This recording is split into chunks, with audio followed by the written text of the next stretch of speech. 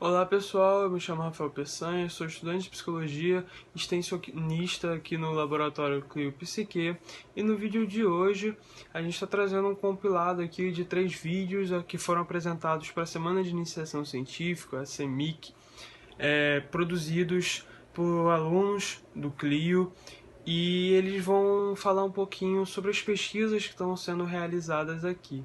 O primeiro vídeo é produzido pelo aluno Pedro Henrique Silva, que envolve a temática de psicologia e saúde a partir da perspectiva histórica, assim como também o segundo é do aluno Lucas Marques, também sobre psicologia e saúde e na perspectiva histórica.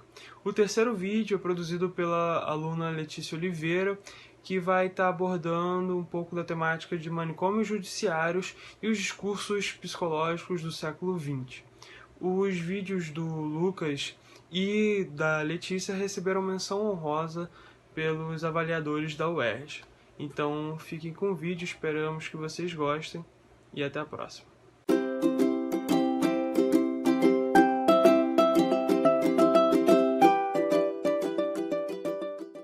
Olá, meu nome é Pedro Henrique Leal Cardoso e o título do meu trabalho é A Psicologia na Saúde, um estudo historiográfico.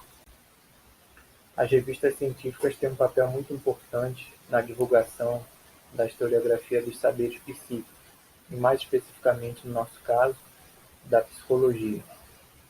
A psicologia tem uma história muito rica e complexa, apesar de ter poucas décadas como uma profissão regulamentada. Há muitos estudos que apontam a presença da psicologia na área da educação, principalmente na formação de professores da educação básica, no início do século XX. Estudos mais recentes apontam também o uso da psicologia no contexto médico-psiquiátrico, isso em fins do século XIX no Brasil. Então, nosso objetivo foi investigar, na historiografia da psicologia no Brasil, a presença da psicologia no campo da saúde e nas instituições de saúde.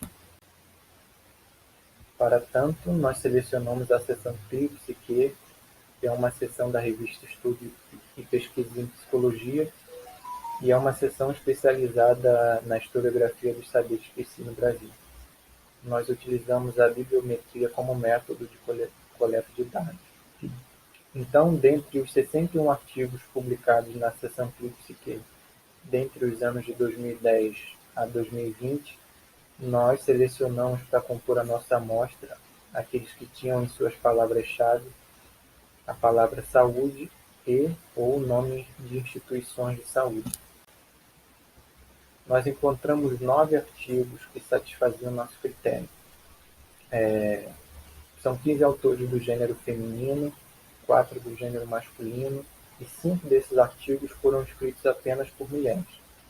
E os temas são variados, como a consolidação da psiquiatria no Brasil, a construção das políticas de saúde mental como resultado da reforma sanitária e do movimento de luta antimanicomial, as pesquisas sobre a psicologia no contexto hospitalar e também o reflexo das teorias eugenistas do século XIX na atualidade. Então, nós podemos concluir que a seção Clio Psique da revista Estudos e Pesquisas em Psicologia da UERJ nos permite acompanhar de perto os saberes psi em sua relação com a saúde. E essas são as nossas referências bibliográficas. Obrigado. Olá, meu nome é Lucas, sou membro do Laboratório de História e Memória da Psicologia Clio Psique da UERJ, onde desenvolvo o trabalho intitulado Psicologia e Saúde, uma lacuna historiográfica no século XX. Bom, a chegada dos saberes e técnicas psicológicas no Brasil ocorreu através da apropriação feita por médicos brasileiros no século XIX. Sabe-se pela historiografia que a partir do século XX a psicologia esteve intermediada pelo campo da educação. Entretanto, com a investigação do uso de testes psicológicos no Hospício Nacional de Alienados, foi possível verificar que os médicos mantiveram interesse na psicologia mesmo após sua torção para o campo da educação, possibilitando também identificar uma lacuna na historiografia, onde não se explora a presença da psicologia no discurso médico do século XX. Com isso, o objetivo deste trabalho é identificar como a psicologia continuou sendo utilizada pela ciência médica durante o século XX, de que modo isto pode ter contribuído para a sua inserção na saúde mental pública e quem são os interlocutores deste diálogo de saberes. O método empregado é a pesquisa documental e revisão bibliográfica, tendo como objeto de estudo a revista Arquivos Brasileiros de Psiquiatria, Neurologia e Medicina Legal, publicação oficial da Sociedade Brasileira de Psiquiatria, Neurologia e Medicina Legal. A revista está disponível para consulta na Biblioteca de Manguinhos da Fundação Oswaldo Cruz, no Rio de Janeiro, e também possui edições digitalizadas disponíveis na Hemeroteca Digital Brasileira da Biblioteca Nacional. A catalogação inicial foi feita a partir da revisão bibliográfica, onde identificou-se que a revista teve pelo menos 4 fases diferentes de publicação. A primeira, na sua criação, onde tinha o nome Arquivos Brasileiros de Psiquiatria, Neurologia e Ciências Afins. Na segunda, o nome é alterado para Arquivos Brasileiros de Psiquiatria, Neurologia e Medicina Legal, devido à sua incorporação como publicação oficial da sociedade de mesmo nome. Já na terceira, a revista aparece com o nome Arquivos Brasileiros de Neuriatria e Psiquiatria, e na quarta fase, a revista retorna a ter o nome Arquivos Brasileiros de Psiquiatria, Neurologia e Medicina Legal, sendo que desta vez aparece como publicação oficial da Associação Psiquiátrica do Estado do Rio de Janeiro, a APERJ, já no início do século XXI. Entre outros resultados, identificamos que a revista foi utilizada como campo de debate entre as escolas psiquiátricas italiana, francesa e alemã em suas primeiras edições. A literatura também já aponta a presença da psicologia na revista, principalmente através dos artigos de Maurício de Medeiros, médico do Hospício Nacional de Alienados, responsável pela instalação do segundo laboratório de psicologia experimental no Brasil. Entretanto, a catalogação inicial também permitiu identificar a presença da psicologia em uma ata de reunião publicada na revista da Sociedade Brasileira de Psiquiatria, Neurologia e Medicina Legal, onde é mencionado o exame do psiquismo utilizado para apurar a tensão, humor e agitação psicomotora de uma paciente. Do mesmo modo, identificamos a presença da psicanálise em um relatório de Henrique Roxo, médico, catedrático de psiquiatria e autor do primeiro trabalho em psicologia experimental feito no Brasil, onde a terapêutica psicanalítica é mencionada como tratamento eficaz para a esquizofrenia. Em conclusão, os resultados parciais confirmam que a psicologia se faz presente no discurso médico divulgado pela revista, que inclusive foi um dos principais meios de divulgação científica de médicos da assistência alienados do Rio de Janeiro. A pesquisa ainda se encontra em andamento e, graças às edições disponíveis na Hemeroteca Digital Brasileira, daremos prosseguimento com a catalogação da revista de forma remota, mesmo com as atividades presenciais suspensas devido à pandemia da Covid-19. Muito obrigado por ter assistido essa apresentação e até a próxima. Olá a todos e todas, eu me chamo Letícia e vou apresentar parte da minha pesquisa realizada no Laboratório de História e Memória da Psicologia, ClioPsiqui. Ela é recorte de um projeto mais amplo sobre psicologia na assistência alienados no Rio de Janeiro, coordenado pela professora Ana Maria Jacob Lela. Nessa pesquisa, nós investigamos a primeira instituição psiquiátrica penal da América Latina, que é o Manicômio Judiciário do Rio de Janeiro. O surgimento do manicômio foi parte de um processo turbulento da passagem do século XIX para o século XX, no bojo de diversos eventos sociais no Brasil, o que repercutiu também nos rumos da psiquiatria e do direito ao longo do século XX. O manicômio judiciário foi criado em 1921 e tinha um duplo objetivo: custodiar e tratar os ditos loucos criminosos. Como se entendia que os loucos criminosos não tinham responsabilidade moral dos criminosos comuns, eles eram isentos de pena e ao manicômio judiciário cabia a sanção das medidas de segurança, no sentido de segregar, reeducar e, sobretudo, prevenir a recidência do delito. Bom, Heitor Carrilho foi o primeiro diretor do manicômio.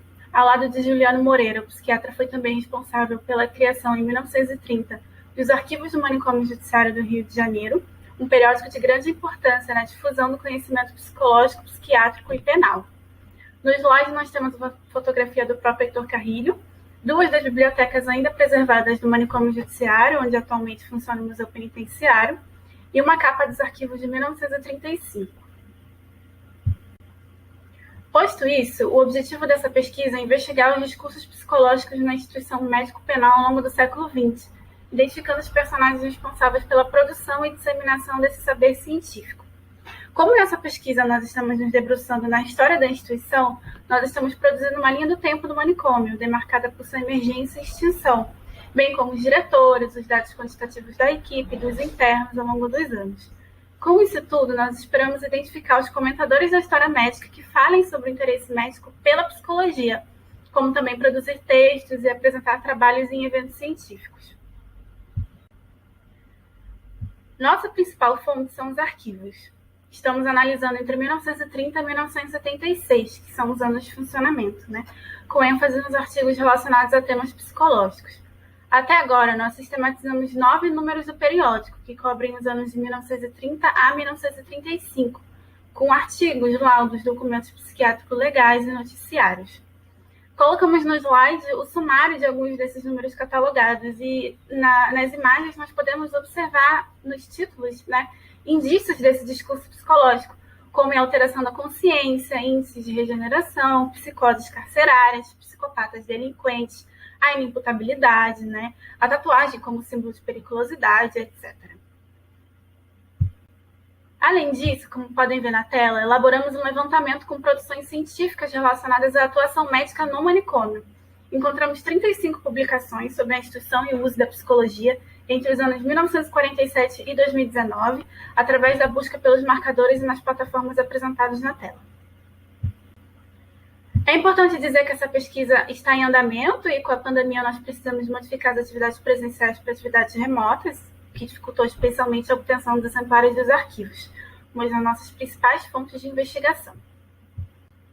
Por fim, caso queira entrar em contato, temos aqui o site, e-mail e redes sociais do Clio. E, além disso, gostaríamos de agradecer imensamente a Alistair Dias, que nos possibilitou escanear os números dos arquivos e assim iniciar nossa pesquisa. Obrigada também a todos que assistiram a nossa apresentação e a quem viabilizou financeiramente a pesquisa, como o CNPq, a FAPERJ e o ERJ.